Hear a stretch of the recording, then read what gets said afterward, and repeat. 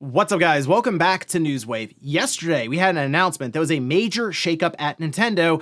Doug Bowser is leaving, and we have some information as to who exactly is going to be replacing him, and we'll go over all of that here today. Also, we're going to be talking about Sony as Ghost of Yotei, which is set to come out next week. It did have its reviews go live, giving us ideas as to how Sucker Punch did in their latest release. And we have Microsoft, who did their Tokyo Game Show presentation with a bunch of titles, but there was one major one that everyone was waiting to hear about, and yes, they did confirm it. All of that and more. Guys, if you enjoy these videos, make sure you hit that like button, helps out a ton, and if you're new here to the Spawnwave channel, make sure you subscribe down below. Guys, we're here every weekday morning, 8 a.m. Eastern Time, trying to keep you up to date on everything that's going on in gaming, so if you enjoy that, make sure you check back each morning. And we're going to start today with the ROG Xbox Ally handhelds, because pre-orders went live, which means we have pricing information, and it is a little higher than I think we were expecting. So we can see this. This is over on The Verge. It says Microsoft and Asus are officially opening pre-orders for the ROG Ally or the Xbox Ally and the ROG Xbox Ally X at $599 and $999. Yes, basically $600 and $1,000. We were thinking it was going to be $550 and $900 based on some early pricing details that got out there, specifically pricing tags at Best Buys. No, unfortunately, a little higher than that. So right now, the Xbox Ally X even is exclusive at Best Buy, the Asus shop, and Microsoft.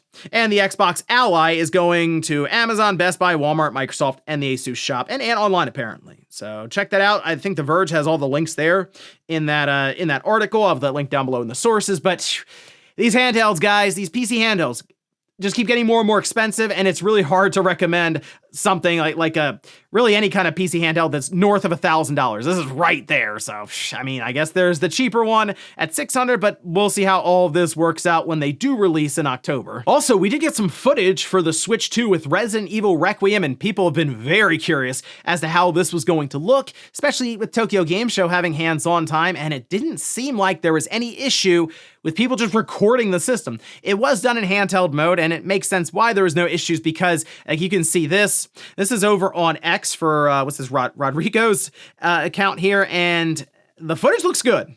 Now, the thing that I noticed, and many people did, is that the hair for the main character here seems kind of weird, and we noticed that before in some of the screenshots as well, so this just seems to be continuing that trend. I don't know if it's something they're going to fix by the time they get to release next year, but at least for now, it looks like it runs smoothly. There were reports of it being 60 FPS. I don't think so. I think there's a situation maybe of like VRR even being in effect here, as there were some drops that were noticeable at times as things were happening. And I'm sure it's at like a lower resolution that there's them being upscaled with things like DLSS, but it is in that realm of, I think, good enough for many people out there. Although I do need to see it natively, and just at least getting a look at it here quickly for a few minutes, showing that it seems to be a competent port. I am kind of interested to see it in person, so maybe I will get it on the Switch 2 alongside of like the PS5 Pro. Oh, and speaking of some of these larger Switch 2 ports from third parties, Final Fantasy VII Remake Intergrade is slated to come out early in 2026, and it appears there'll be a demo for this game. This we can see over on Nintendo Everything. Says this news comes directly from director Naoki Hamaguchi in a recent interview, confirming that a demo is planned for release by the end of the year. He didn't say exactly what would be in the demo, but I think for this, I mean, he says players who might still be on the fence or unsure about playing, it'd be great for them to experience the demo and feel the full spec. So I would assume this is going to be the opening of the game up until like that boss that you run up. I mean, they have a picture here, kind of like this spider boss. I assume that's what they'll do, as that is a pretty good introduction to the game, and will give you an idea as to how it runs for the most part. And the boss battle looks really, really cool with some of the cutaways and the cinematic sort of they work into it. So that's what I'm expecting. And then they would allow you to carry your save data over into the full game, which is another thing that Square Enix has at least done for the most part with their demos leading up to release. And guys, with some of the quick news out of the way, let's get into the bigger stuff. Let's start right away with a major departure at Nintendo of America. Doug Bowser is leaving at the end of this year, and this came out of nowhere. I mean, it was just random, like big surprise press release drop, and we can see this. This is over on Business Wire where they copied the press release.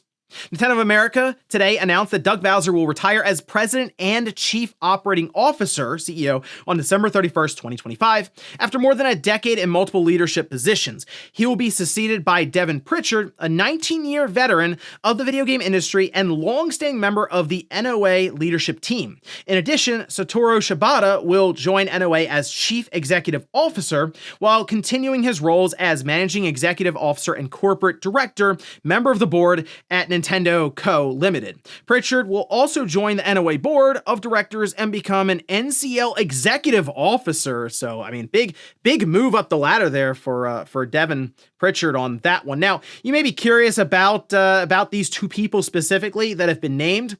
Well, Satoru Shibata, who is again joining as the CEO, it seems like they're having Devin Pritchard be the president, and then you have Satoru Shibata, I assume, coming in to kind of help out with the overall job transition. Maybe he eventually then leaves Nintendo of America to focus on some of his other positions that he has a bunch of positions, it seems like, at Nintendo, and then leaves Devin Pritchard with the president and CEO tag, which, I mean, that's what Doug Bowser had there. Now, Doug Bowser, of course, took over for Reggie in 2019. He's been there for about 6 years, and he's currently 60 years old. So seems like he's, I guess, retiring, although you never know. He could pop up somewhere else, I guess. But maybe at this point, he's like, you know what, I've been in corporate America for a while. Time to ride off into the sunset and just enjoy the later years of life then. But anyway, Satoru Shibata has been with Nintendo since the 80s, about 40 years or so. He's worked at Nintendo of Australia, Nintendo of Europe, the Pokemon Company, and executive roles at headquarters in Japan. Again, he's been all over the place, has a lot of experience at Nintendo, but a lot of people seem curious about Devin Pritchard. So she currently serves as the Executive Vice President of Revenue Marketing and Consumer Experience at NOA. Before her marketing stint here at Nintendo that seemed to start around 2021, she'd mostly dealt with the legal side of Nintendo. After checking out some of her credits, she appears in a couple of games that of note. One big one, and these are both special thanks categories, so it could be for anything really. Maybe some influence they had on the game or a specific developer, or just helping out with the game in general while they're doing stuff. But Metroid Prime Remastered 2023 is one of them. The other one is Punch-Out on the Wii from 2009. So they mentioned 19-year vet there at Nintendo of America, specifically at marketing being named, but she's been there for a while, longer than Doug Bowser even. So instead of Doug Bowser, people point to his history at EA, right? Other larger, again, corporate America type gigs. Here, though, she's been there for a while, and there's a video going around of her just talking about the Switch 2. Seems like it fits the position well, since the thing people tend to forget about Nintendo of America, they don't call the major shots that Nintendo does. The Nintendo main headquarters in Japan makes all the decisions for Nintendo, and then it's up to NOA to really try to market it to Americans. So that's kind of their job. They also do localization and stuff like that, but really it's mostly consumer outreach and explaining a lot of the Nintendo Japan decisions to people. So with that in mind, her explaining all the stuff about the Switch 2 and doing it in a consumer-friendly way, that's kind of the position. So the thing I notice a lot of people ask, what does Doug Bowser do? People are still trying to figure it out, but a lot of it is the marketing and the kind of the front-facing aspect to consumers.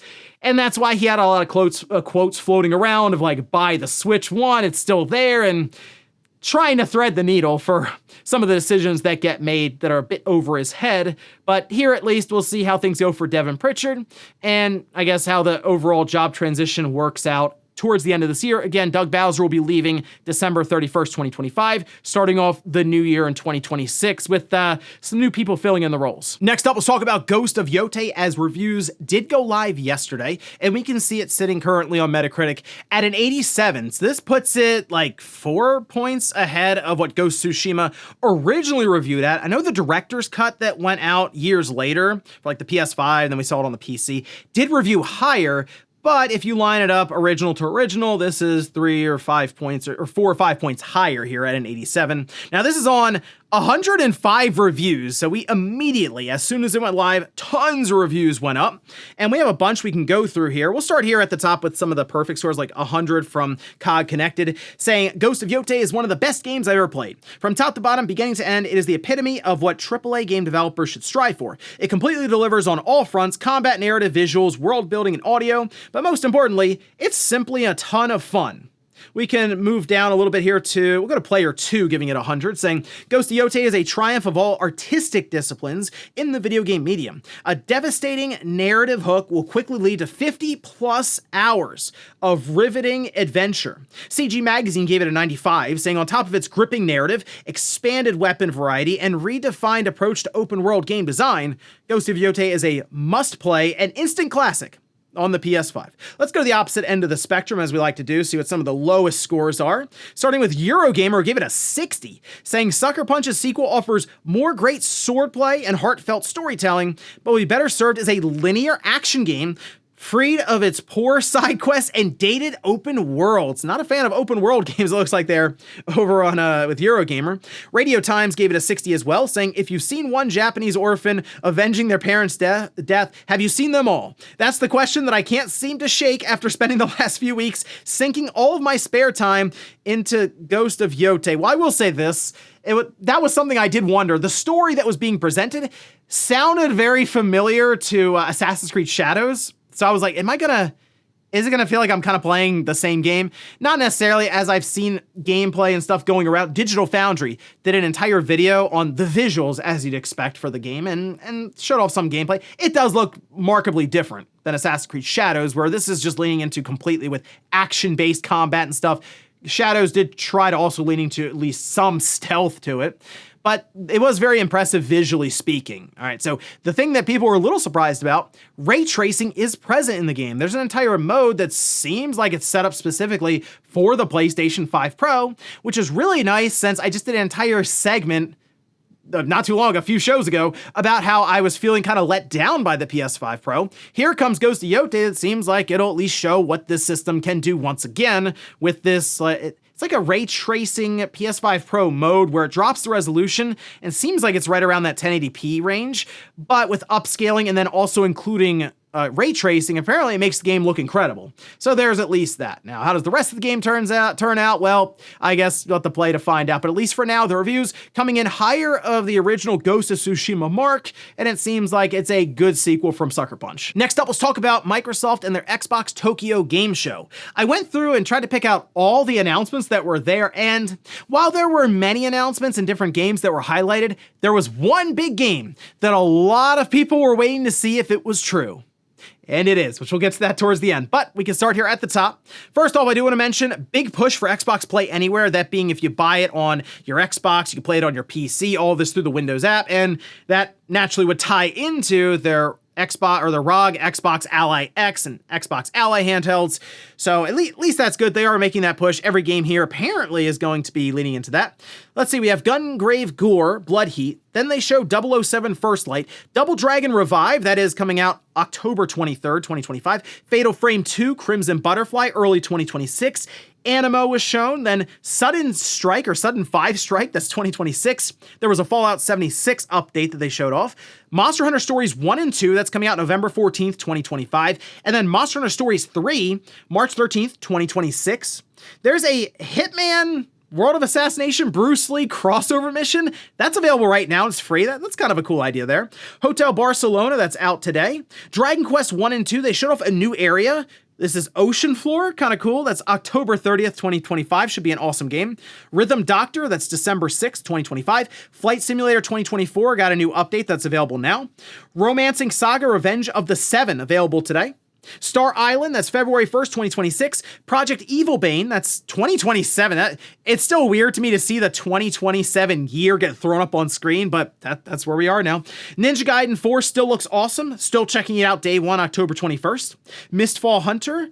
Then we had Winter Burrow, that's November 12th, 2025. Terminal Brigade, this is coming to Xbox, specifically Xbox Series, October 31st. It appears that it's already available on PC. Age of Mythology Retold, Heavenly Spear, year. That's September 30th, 2025. Call of Duty Black Ops 7, they showed off different Japan-inspired maps. That is still set for November 14th, 2025, with a beta that's coming ahead of that in October, and they seem to have that set up for, I guess, pre-order customers or people who are on Game Pass. And then finally, the big closeout, the thing everyone was expecting to see there, and they did. Forza Horizon 6 is indeed heading to Japan. The trailer was fun as they kind of went across all the different previous regions that Forza Horizon entries had taken place, and then they rest on Japan, and they kick in with the music, and it was really cool. But the only thing, while it is slated for 2026, they didn't really show much else. Like, we didn't see any cars or anything. It was just kind of the title card, and yes, hey, it's Japan. That was the big thing. So they said we'll find out more in early 2026, I think spring. And this seems like a game that'll probably come out in the second half of 2026. And I assume Playground would have Fable maybe in the first half of 2026. That is the crazy thing. We have Playground Games showing up with two big titles next year, Forza Horizon 6 in Japan, and then the big revival of Fable. So they're gonna be quite busy with their releases, but this is all lining up for the 25th anniversary of the Xbox brand. So it makes sense to have Forza Horizon and Fable present, probably alongside of some other things like Gears E-Day, and we assume something Halo related. But we'll see when we get to the Halo Championships that are happening next month, if they have anything they want to tease there. For now, though, very excited to see more with Forza Horizon 6 taking place in Japan. And in our last bit of news, let's talk about those dreaded Switch 2 game key cards once again, because there were interviews that were happening at Tokyo Game Show, and yes, a lot of the developers and directors were asked about the game key cards and what they think of them, I guess, or why they are using them specifically even. Well, we'll start here with Final Fantasy VII's director. You can see this. This is over on Nintendo Everything. Says, perhaps the biggest issue for developers is, certainly for people like us who are developing high-end HD games, is the loading speed. Because if you compare that to an SSD drive and the speed you get from that when loading, it's inferior. So that's really the bigger problem when it comes to developing games, high-end games for the Switch 2, and what's possible with it. They go on to say, this is just my personal opinion, but I would like it if Nintendo fans understood the game key cards and perhaps accepted them as part of the gaming culture on the Switch because they offer more possibilities. It's an option that not everyone needs to use, but it's another way to make the games available to fans, and I think we could miss opportunities if we don't have that option, because there might be people who wouldn't be able to play the game otherwise. Okay, now I know people out there are really annoyed hearing that. Accept the game key cards. The thing, or the situation that these third-party developers are in right now, is that this was Nintendo's solution they present. I mean, they legitimately have two options. 64GB card that costs a bunch of money, or the game key card that allows them to take things like Final Fantasy VII Remake Intergrade and knock the price down like $20 or $30 or something, right? So here, the big mention though, is that the game card that Nintendo is using for that 64GB cartridge isn't fast enough for streaming in assets for certain titles. We heard it with Star Wars Outlaws. We're hearing now with Final Fantasy VII Remake on the Switch 2. And to me, the solution still is just the ability to install games off the cartridge. Like, people have already kind of accepted that with the PS5. I see some with the Switch 2 with game key cards. They go, well, I'll just get it on the PS5 because I know it's on the disc, even though they still have to install it. So I really think the big sticking point for people is that you're buying a cartridge that the game is not on. I feel like that's pretty much the solution. The speeds of the internal storage on the Switch 2 are significantly faster than the game cards. There's loading comparisons showing it, even compared to the micro SD Express cards, although I think those will get faster still as we go along anyway. But that is the big hang up. The cards are slow. Like, we have data on it. It's like half the speed of a micro SD Express card right now. And it's what, like a quarter? No, it's like a fifth, maybe even less than that, of what the internal storage on the Switch 2 is. So it's up to Nintendo to figure it out, or maybe they really try to hammer home this game key card, and it's just the big point of friction, I should say, between consumers and Nintendo. At least Capcom was pretty open about why they are using a game key card for Resident Evil Requiem. This we can see. Now, this is over on Nintendo Life. This is with the director for Resident Evil Requiem, saying it's not a development decision for us. It's more of a sales strategy decision. Hey, I gotta give them credit. They're being honest. Like, what are you talking about? Streaming assets. No, the game key card's just cheaper. And before we go to the comments of the day, we'll take a look at the poll that I posted up yesterday, where I ask, are you picking up Ghost of Yotei? Okay, 16% say they're getting it ASAP, 36% say maybe later if there's a sale, or hey, if it comes to PC, and look, we've seen Sony bring a lot of their games to PC later on. Wouldn't shock me, by the way, if this is one that comes sooner rather than later, as in we could see it summer of next year even. That wouldn't shock me. And then 48% are just not interested. Okay, so 52% are at least interested enough to either get it right away or wait for a bit if there's a sale or it coming to PC. And I mean, we'll see how this goes with Sucker Punch for sales. The thing with that is they've already told us that the cost for the game, development-wise, is actually within reason. I mean, and they said it's similar to Ghost of Tsushima 1. That was like $60 million, apparently was the reported budget. So even if this is 70 million or so, they sell, what then, 1.5 million copies, and they're good, like they're profiting completely. And I think this game is going to sell several million copies. So either way, it looks like this is at least set up for a success for Sucker Punch and Sony, at least when it comes to the profit margins on the game. And we'll finish up with the comments of the day, as you're seeing here. This is from Jared, who says, 6 Game of the Year nominees may be, let's see, I assume these are guesses as to what would be nominated at Jeff Keighley's Game of the Year show. They say Expedition 33, Split Fiction, DK Bonanza, Death Stranding 2, Hades 2, and Ghost of Yotei. Okay, so now that we have the review scores for Ghost of Yotei, I think your list here is very close, actually. And I'm going to agree with Expedition 33, Split Fiction, DK Bonanza, Death Stranding 2, Hades 2, but instead of Ghost of Yotei, I would replace that with Hollow Knight Silksong. I just think there's too much publicity, too many people have played the game, there's so much talk about it, and that does kind of give us an indication as to what could be nominated and what won't be. Like Blueprints, unfortunately, even though it's a higher rated game than Death Stranding 2, probably isn't going to make the cut. It's just, it wasn't talked about or discussed nearly as much as any of these other games. And let's face it, Death Stranding 2, Kojima, Jeff Keighley, yeah, it's probably getting nominated. So we'll see if there's any other games that come out that really disrupt the current rankings for games that are like where they are rated right now, since we have many games in the 90s. But I think your list for the most part, with adding in Hollow Knight Silksong, is about right. And ladies and gentlemen, that's going to do it here for Newswave. If you enjoyed this video, guys, hit that like button. If not, hit the dislike. Leave comments down below about everything we talked about here today. If you missed yesterday's Newswave, I'll leave it up here in a card, or maybe you want to check out some of the stuff Nintendo didn't tell you about the Switch 2, specifically some of the internal details. Well, I did a full teardown, and I'll leave that in the video right below it. Thanks guys for watching, and I'll see you next time.